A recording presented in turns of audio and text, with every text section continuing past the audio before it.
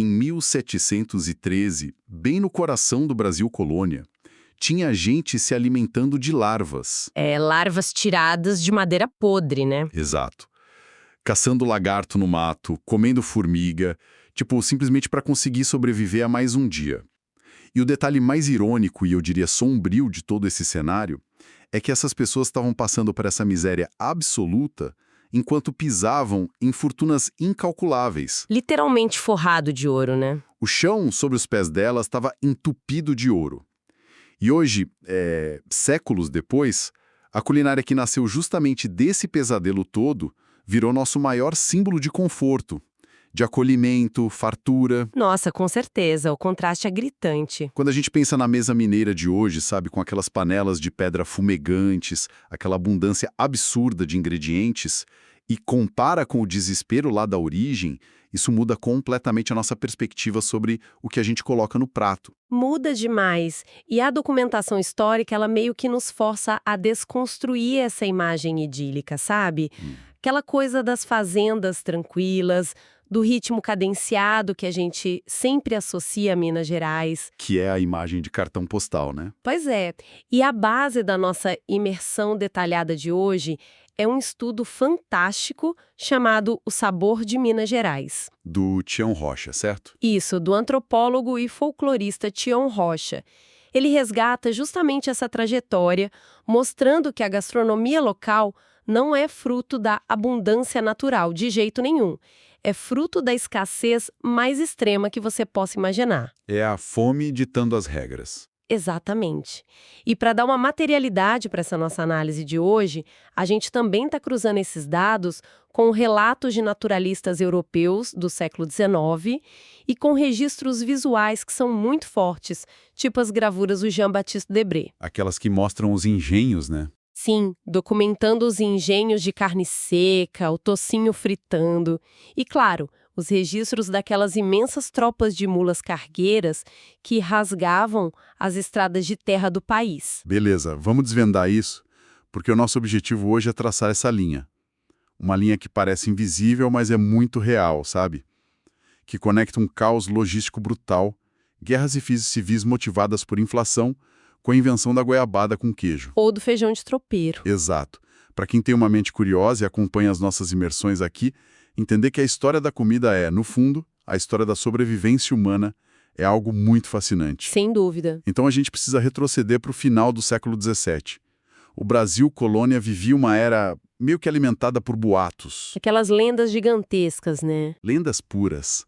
Histórias sobre a mítica cidade de Manoá, a Serra das Esmeraldas, circulando por toda parte. Até que, de repente, a lenda vira realidade. Acharam o ouro. Acharam! As primeiras grandes jazidas de ouro são descobertas. E aí o caos se instaura.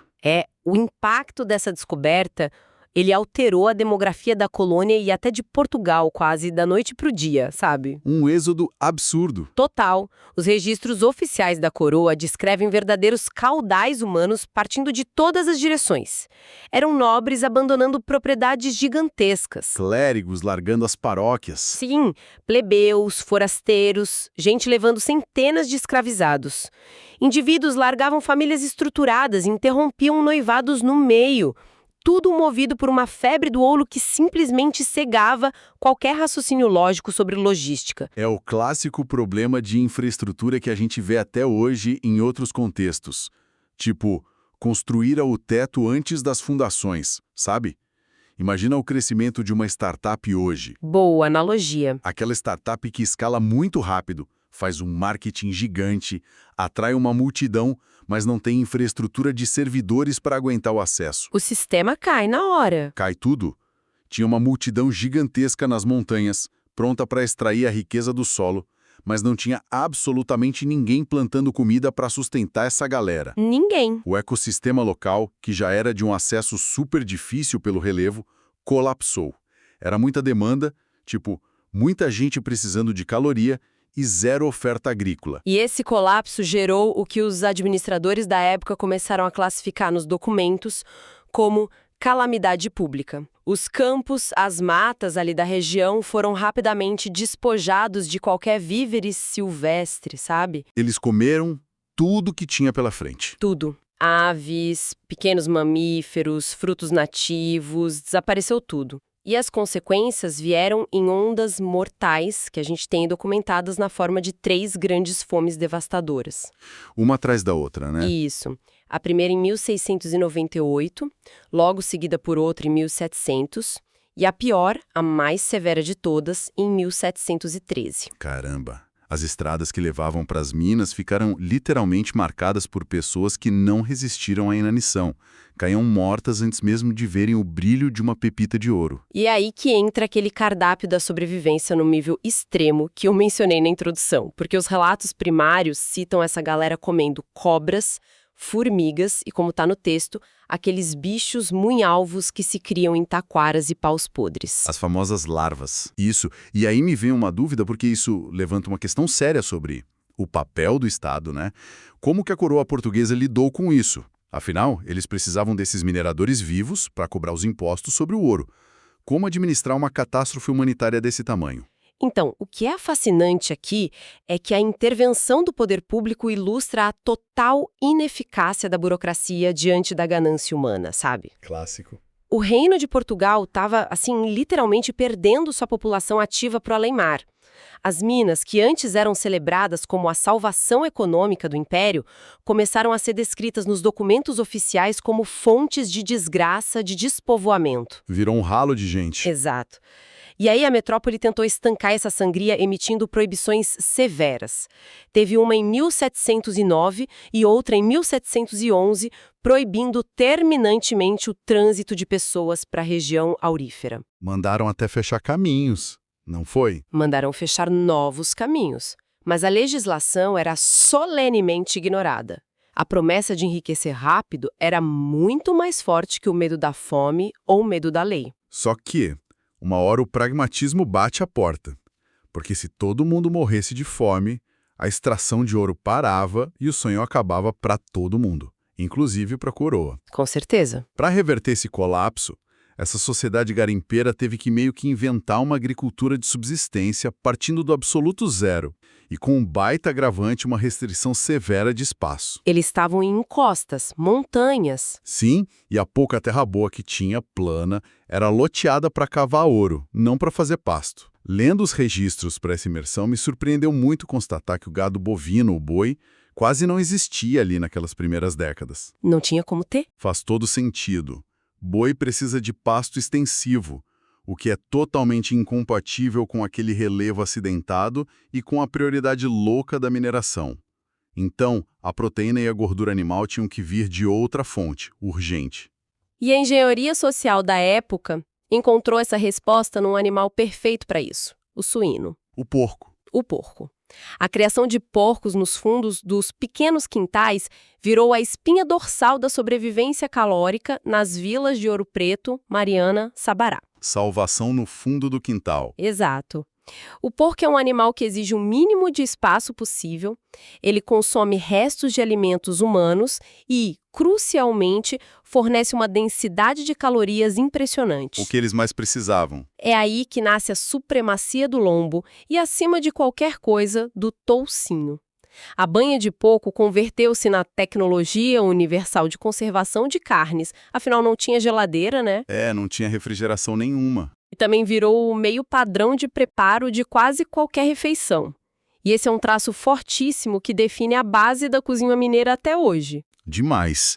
E junto com essa mudança na proteína, na gordura, rolou uma revolução nos carboidratos também. Verdade. Porque durante os primeiros séculos da colonização, a galera no Brasil costeiro se alimentava quase que exclusivamente de mandioca, a farinha de pau.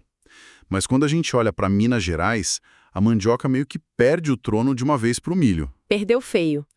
O que motivou uma troca tão drástica assim na dieta básica deles? Essa transição da mandioca para o milho obedece totalmente à urgência agrícola daquela sociedade. Pensa comigo, a mandioca exige um preparo de solo super específico. Fora o tempo, né? E o ciclo de crescimento e processamento dela é muito trabalhoso. Ela tem que ser colhida depois, descascada, ralada, prensada para retirar aquelas toxinas perigosas. O ácido cianídrico. Isso. E só por fim, torrada. O milho, por outro lado, oferecia uma eficiência brutal. Ele se adaptava perfeitamente aos terrenos irregulares e às encostas das minas, Dava em qualquer barranco. crescia super rápido e exigia um processamento primário muito mais simples. Era a cultura de ciclo veloz ideal para uma população que estava correndo contra o tempo e contra a fome. E o milho gerou um ecossistema gastronômico inteiro ali dentro. As fontes listam dezenas de derivados sendo criados no improviso, nas senzalas, nos casebres. Uma criatividade enorme. A gente está falando de curau, pamonha, biscoitos de milho, sem contar as bebidas. Tinha a catimpuera, que era feita com milho e mel. Nossa, devia ser forte. Sim, tinha o aluá, que era uma bebida fermentada super refrescante, mas o rei indiscutível dessa época era o angu de fubá, cozido naqueles grandes tachos de cobre. O prato de todo dia. O prato de toda hora. E tem um detalhe nos relatos que evidencia muito a dureza da época. Esse angu, que era a base da pirâmide alimentar dos mineradores e dos escravizados, era preparado rotineiramente, sem 1 grama de sal. 0 sal. A ausência do sal revela muita coisa sobre a macroeconomia da colônia. O sal era um monopólio real, sabe? Um artigo importado de Portugal, pesado, que tinha que subir aquela serra no lombo de burro, sob taxas absurdas. Chegava lá custando uma fortuna. Uma fortuna. E tem um cronista de 1717 que documenta isso de forma muito contundente. Ele diz que o angu salgado com salzinho era uma iguaria que os ricos comiam por gosto, Olha isso. enquanto a vasta maioria pobre consumia aquela massa insossa, aquele angu sem gosto, por pura necessidade de se manter em pé. Cada coisa. Como que pessoas submetidas a um trabalho brutal de mineração, tipo cavando pedra e lama sob o sol o dia todo, sustentavam aquele gasto energético colossal comendo uma dieta tão austera? Angu sem sal. Então, a resposta reside bem no conceito de adaptação calórica aliada à criatividade forçada, né? A criatividade pela escassez. Se conectarmos isso com um cenário maior, a gordura de porco, que é extremamente densa em energia, combinada com os carboidratos do milho, formava um combustível pesado, duradouro no corpo. Um bloco de energia pura. Exato. E como os ingredientes eram muito poucos, muito monótonos, o segredo da culinária passou a residir puramente na técnica. O preparo é que importava. A famosa arte de picar e afogar. Sensacional. Eles utilizavam alho, cebola e aquela banha de porco fervente para conseguir extrair o máximo de sabor de folhas rústicas ou de cortes de carne menos nobres. Isso se tornou mais vital do que a variedade dos ingredientes em si. A técnica culinária ali não era charme, né? Não era para gourmetizar. Era uma tecnologia de sobrevivência pura e simples. Literalmente. Mas a história não fica restrita aos quintais. O ouro continua saindo. Os arraiais incham absurdamente e viram vilas populosas. E claro, os fundinhos de quintal não davam mais conta de produzir milho e porco para todo mundo. A conta não fechava mais. Não fechava. Minas Gerais precisou estruturar rotas logísticas com as capitanias vizinhas urgentemente. E essa necessidade desesperada de importação reescreveu a geografia do Brasil. Reescreveu. A gravidade dessa dependência gerou um efeito cascata no país inteiro. Cidades litorâneas no Rio de Janeiro e na Bahia, além das vilas lá em São Paulo, começaram a escoar todos os seus excedentes produtivos para a região das Minas. Tudo ia para lá. Boiadas inteiras, sal, ferramentas, açúcar, cachaça e um número massivo de escravizados africanos sendo direcionados para o interior. Atraídos pelo poder de compra, né? Pela inflação altíssima pagava em ouro puro.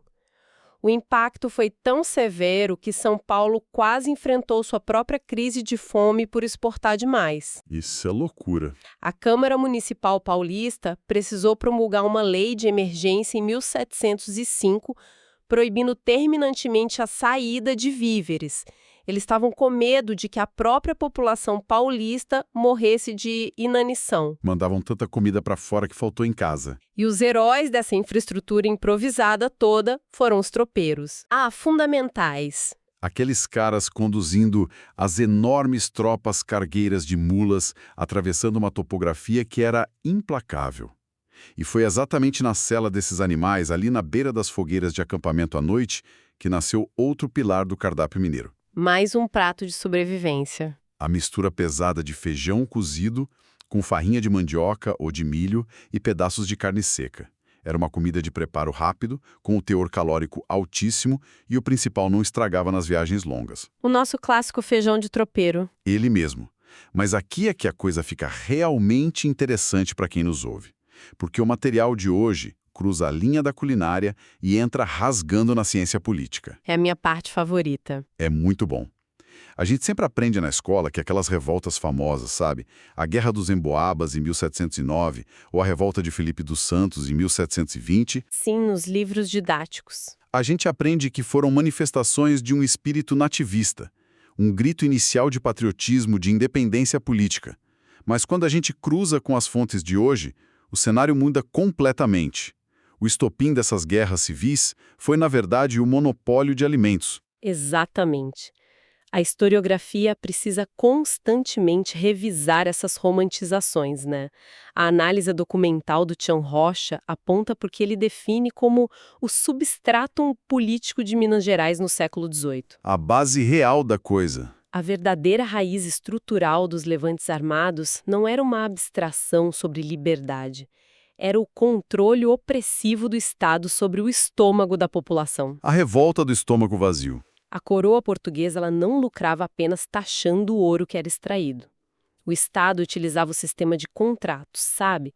Eles leiloavam o direito de monopólio sobre o comércio de itens totalmente vitais. Terceirizava a exploração. Isso. Apenas grupos muito específicos tinham o monopólio dos açougues, o monopólio da venda de sal, o monopólio da aguardente. E quando você tem um monopólio oficial num cenário de alta demanda e isolamento geográfico, tipo o que Minas era, a consequência direta é uma especulação financeira sufocante. Com certeza.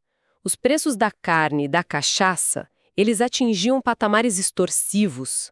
A revolta de Filipe dos Santos, muito antes de ser um manifesto republicano bonito, ela trazia no seu cerne a exigência popular de abolir esses contratos. Eles queriam comer. Eles queriam acabar com quem inflacionava o fumo, a bebida e a comida. Controlar o abastecimento alimentar de uma população confinada no meio das montanhas era controlar a própria sociedade. Então as revoltas eram, no fundo, pavimentadas pelo desabastecimento crônico. Cara, ninguém pega em armas com a barriga vazia pensando em teoria política abstrata, né? A primeira briga é sempre pela sobrevivência. Sempre. Porém, os ciclos econômicos são implacáveis. O fornecimento externo dá uma estabilizada com os tropeiros, o tempo vai passando, e ali no final do século XVIII, início do século XIX, os veios de ouro mais superficiais começam a se esgotar. A febre vai passando. O ouro mingua. E o que a população gigante da capitania faz? Eles abaixam a cabeça e olham para o chão de novo, só que dessa vez não para garimpar. Eles começam a plantar e a criar gado, numa escala gigante. A pecuária e a agricultura tomam o espaço do garimpo. E esse movimento provoca uma inversão econômica total no Brasil. Total. A capitânia que antes sugava os recursos do litoral, que quase causou fome em São Paulo, se transforma gradativamente na maior exportadora de alimentos da colônia. Virou celeiro. Minas passa a exportar gado de corte para fora, queijos, milho, derivados de porco. O fim da Era do Ouro marcou, paradoxalmente, o início da Era da Abundância Alimentar nas mesas mineiras. Olha que ironia. E essa nova realidade de ter comida sobrando permitiu que a cultura local focasse em algo que ia bem além da pura nutrição de subsistência. Foi o que permitiu o desenvolvimento de uma culinária mais luxuosa e, principalmente, uma obsessão muito particular pelos doces. O texto traz um ditado que sintetiza essa virada de forma perfeita. Na indigestão dos ricos se vinga a fome dos pobres. Perfeito. A prosperidade abriu o caminho para a ascensão das chamadas quitandeiras. Elas eram, na sua grande maioria, mulheres negras e mulatas. Algumas ainda escravizadas, mas muitas delas forras. Que já tinham conseguido a liberdade. Sim, mulheres que tinham conseguido comprar a própria alforria e eram donas dos seus negócios.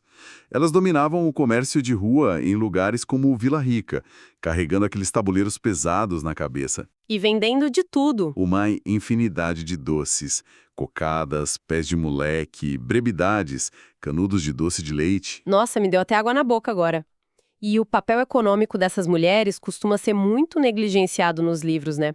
Mas os registros do período trazem uma metáfora poderosa para ilustrar a influência delas. Aquela frase famosa, né? Isso.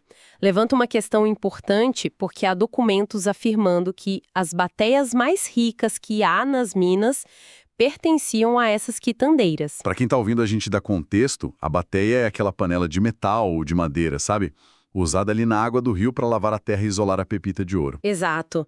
Dizer que as bateias das vendedoras de doce eram as mais ricas significa que a verdadeira acumulação de riqueza imediata não estava mais na mineração extenuante. Tava no tabuleiro de cocada. Estava no comércio de alimentos processados na rua. E como o dinheiro corrente na época circulava na forma de pó de ouro, os mineradores pagavam por uma fatia de doce de leite simplesmente derramando ouro em pó na balança da quitandeira. Uma economia fortíssima. Era uma microeconomia pujante. E o melhor, totalmente à margem dos impostos da coroa portuguesa. E essa transferência de renda não oficial ela era tão volumosa que o governo colonial entrou em pânico total. Quiseram botar o dedo de novo. Para variar, em 1729 eles tentaram proibir o comércio das quitandeiras. Usaram que desculpa dessa vez? A justificativa era de que o ouro da metrópole estava sendo desviado para o pagamento de guloseimas. É rir para não chorar. Mas como era de se esperar dessas legislações que tentam controlar o consumo diário das pessoas,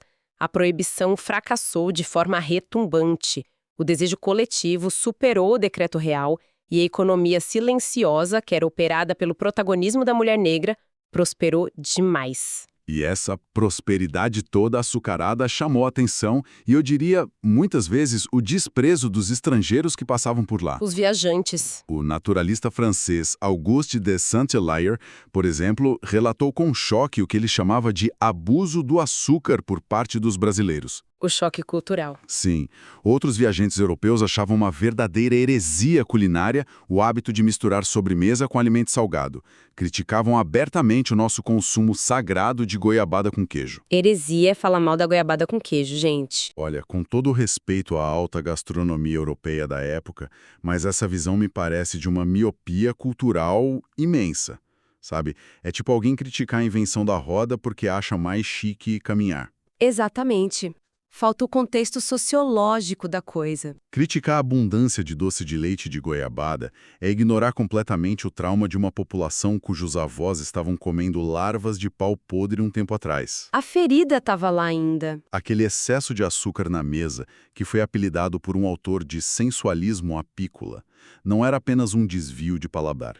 Era uma revanche coletiva. Uma compensação. Era uma vitória psicológica real sobre os séculos de fome. E essa interpretação sociológica do paladar é o que consolida a formação do prato mineiro tradicional como a gente conhece hoje.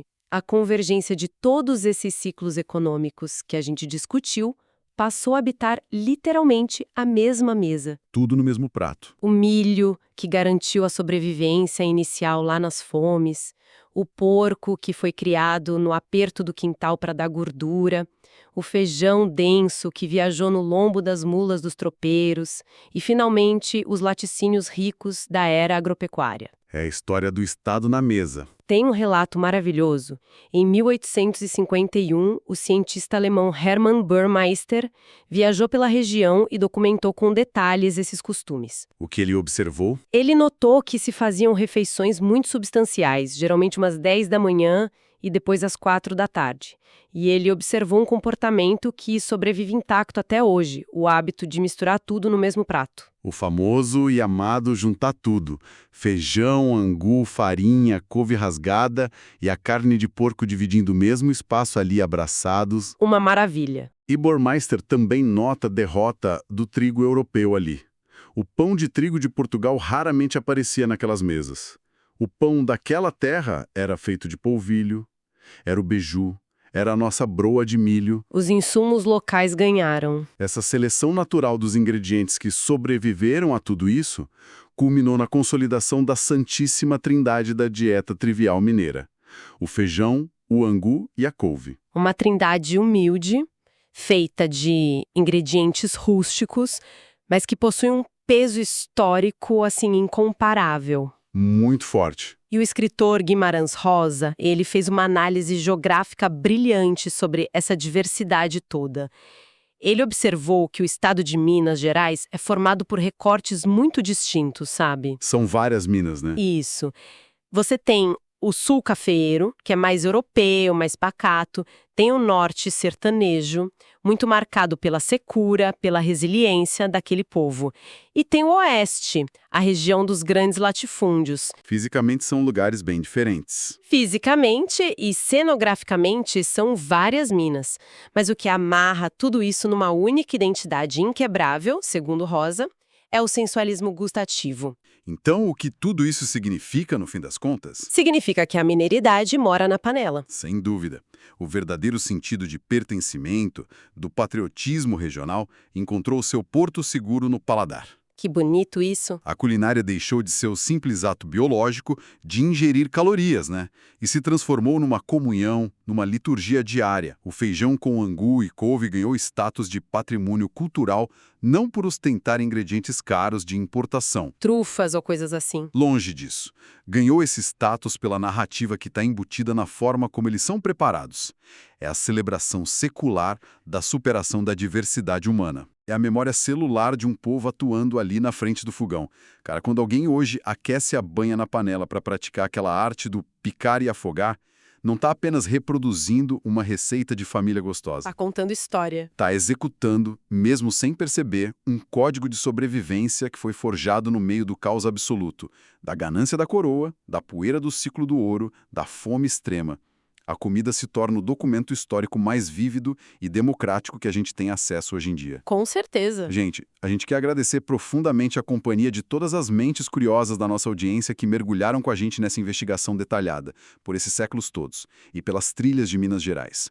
Foi uma jornada reveladora de como a pressão do ambiente, da política, ela molda a cultura mais íntima que a gente tem, que é o nosso próprio paladar. E é sempre fundamental lembrar para o pessoal que acompanha a gente que os pratos que a gente considera tradicionais hoje, aqueles que trazem aquela segurança, aquele conforto num domingo em família, eles nasceram quase sempre de períodos de grande fricção e escassez. Sempre da necessidade, né? E isso deixa uma reflexão final muito instigante para quem nos ouve agora.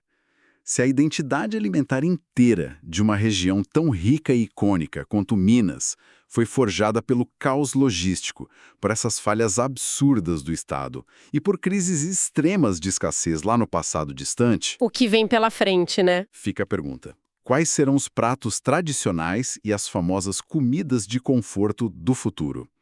E detalhe, que estão sendo moldados exatamente agora, silenciosamente, pelas nossas próprias crises climáticas, econômicas e logísticas do mundo moderno. Fica aí essa reflexão para a nossa audiência. Até o nosso próximo mergulho.